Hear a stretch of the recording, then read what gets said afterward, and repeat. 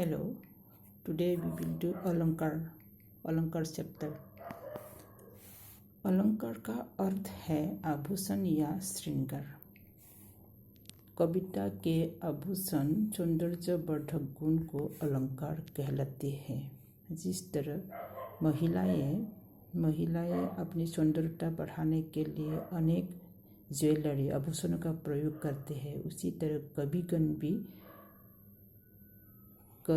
भी अपनी कविता को सौंदर्य बढ़ाने के लिए ज्वेलरी यानी आभूषणों का प्रयोग करते हैं। और ज्वेलरी का क्या है, शब्दों या वर्ण का प्रयोग वो लोग अलग अलग तरीके से करते हैं, उसे कहते हैं अलंकार। सबसे पहले हम लोग देखते हैं अनुप्रास अलंकार।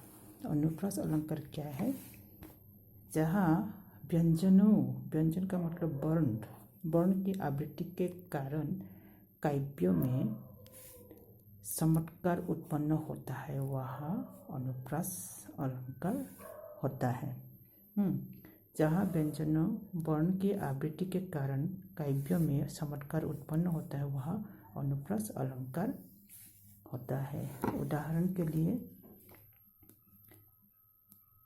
तरनी तनुजा तट तमाल तरुबर बहुसाये। यहाँ तो वर्ण की आवृत्ति, ये तो वर्ण की आवृत्ति बार बार हुआ है। वर्ण मतलब व्यंजन या वर्ण, इसका मतलब लेटर। ये लेटर का आवृत्ति बार बार हुआ है, यह भी तो, यह भी तो, यह भी तो, यह भी तो, यह भी तो, यानी बहुत बार आवृत्ति हुआ है, रिपीट हुआ है, इसलिए ये है अनुप्रास अलंकार। सेकंड उदाहरण को देखो, रघुपति राघव राजा राम। यह भी क्या आवृत्ति हुआ है, रो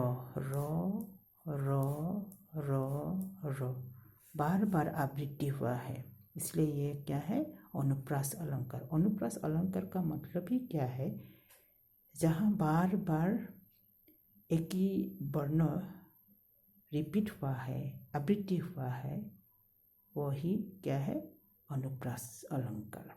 ओके, अनुप्रास अलंकार। अभी नेक्स्ट, यमक अलंकार। यमक अलंकार क्या है, जहाँ एक शब्द बार बार आए किंतु उसका अर्थ बदल जाए, वहाँ यमक अलंकार होता है। यमक अलंकार होता है। जहाँ एक बार आए लेकिन क्या होता है, अर्थ बदल जाता है। उदाहरण देखो, काली घटा का घमन घटा। यह भी घटा, यह भी घटा। यहाँ दोनों बार में लेकिन मीनिंग, अर्थ अलग अलग, और यानी बदल जाए है, अर्थ बदल जाए है ना। तो यह काली घटा का घमन घटा, यह पहली बार में घटा का मतलब है बादलों का जमघट,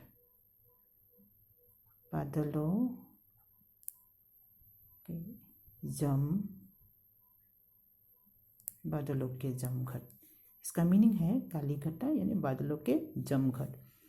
और यहाँ घमन घटा, घमन घटा, इस घटा का मीनिंग क्या है, कम होना यानी घटना।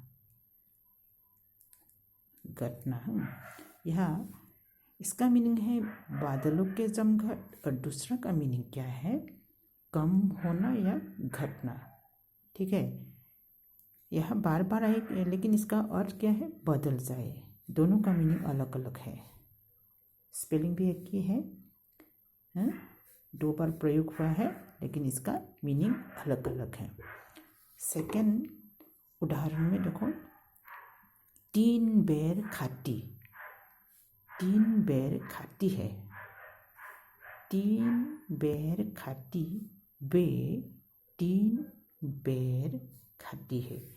यह भी तीन बेर है और यह कभी 3 बेर है, तो यहाँ 3 बेर का मीनिंग अलग होगा और इस 3 बेर का मीनिंग अलग होगा।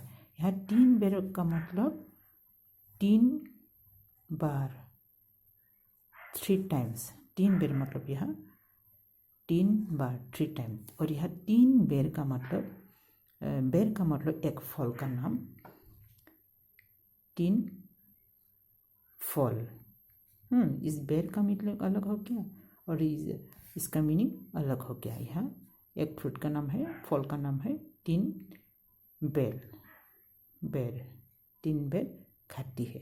ओके, जहाँ यानी यमक अलंकार का मतलब शब्द 2 बार आने से भी लेकिन मीनिंग अलग अलग होगा। शब्द बार बार आए किंतु उसका अर्थ बदल जाए, वह यमक अलंकार है। Okay, thank you.